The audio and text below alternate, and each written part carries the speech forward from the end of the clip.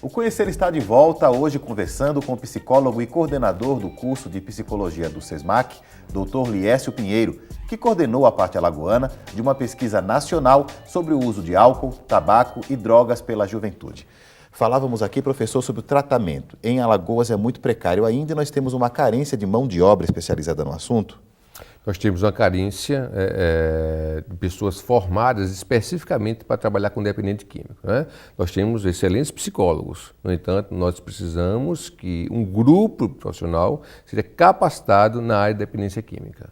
Hoje quem passa por esse problema busca auxílio onde? Bom, hoje nós temos pouquíssimas possibilidades, né? Então você vai ter o CAPS-AD, você vai ter algumas clínicas... CAPS, que é o Centro de Atenção Psicossocial, não é isso? Psicossocial, né? Para álcools e drogas. Para álcool e drogas, o CAPS-AD. Né? No entanto, algumas 2 ou 3 clínicas privadas, mas o público, né? O povo alagoano fica desassistido. Né? Nós queremos o quê? Criar uma discussão para a implementação de novas políticas públicas para a dependência química. Nesse sentido, qual campanha seria mais eficaz para conscientizar, já que nós sabemos que o consumo cresce a cada dia? Que ação que deveria ser feita? Bom, olha só, eu vou relatar o dado da pesquisa. Quando você vê, né, o comportamento sexual, né, do indivíduo que usa, né, algum tipo de substância, e que ele demonstra preocupação em adquirir AIDS, por exemplo, ou seja, 8% que não usam preservativo, que não usaram preservativo sob efeito de álcool, por exemplo, e por outro lado você vai ver que cerca de 40% vai utilizar o carro, né, vai dirigir embriagado, você vai ver destoante aí. Então, os efeitos da publicidade, o efeito da mídia, o efeito das campanhas educativas para a AIDS e as DSTs estão sendo efetivas. No entanto, para o trânsito, talvez não esteja tão efetiva assim. Então, nós trazemos isso para a dependência química.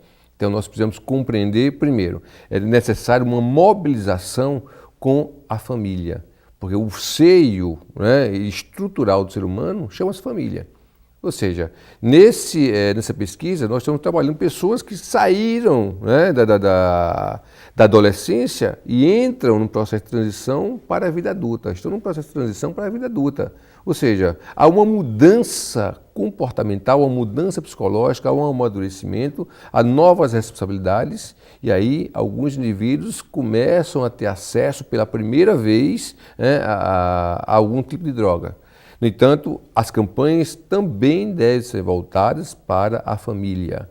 A família é o seio estruturador do indivíduo. Que deve dar essa estrutura. Exato, para o cidadão, e nós não encontramos isso. Nessa fase de formação, né? Quando você coloca aqui com 16 anos, não é a porta de entrada para o álcool, principalmente. E a liberdade que gera o ensino superior, por exemplo, que não é a mesma liberdade do ensino médio, você vai ver que isso é um fator preponderante.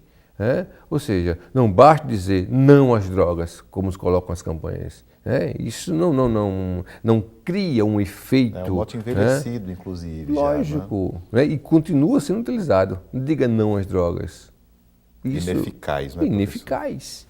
Agora, qual é a forma de tratamento mais adequada para quem enfrenta esse problema? É internação, é remédio, é terapia? Qual é a forma de tratamento? Bom, primeiro, a gente precisa compreender o seguinte, né? Há uma dependência não só psicológica, há uma dependência física também, certo? Nós aconselhamos sempre que o indivíduo busque uma ajuda com profissionais especializados. Isso é importante falar, porque muita gente pensa que é só uma questão emocional, e não é só emocional. Não é só uma questão emocional, é uma questão física. O organismo ele fica dependente também. Então ele precisa passar por um processo de desintoxicação, ele precisa passar por um processo, porque a abstinência é difícil, porque a grande luta é a abstinência. Ou seja, a abstinência ela gera todo um efeito físico e emocional, não é só emocional. Então o indivíduo que está nesse processo de transição, para deixar, então ele começa a entrar em toda uma instabilidade. Vou dar um exemplo para você do álcool. Álcool, nós temos nas morbidades psiquiátricas, por exemplo, o que nós chamamos de delirium tremens. É um tipo de psicose alcoólica. Chega um momento que o indivíduo ele começa a apresentar alucinações, ele começa a apresentar delírios, começa a desenvolver um tipo muito específico de psicose, que nós chamamos de psicose alcoólica.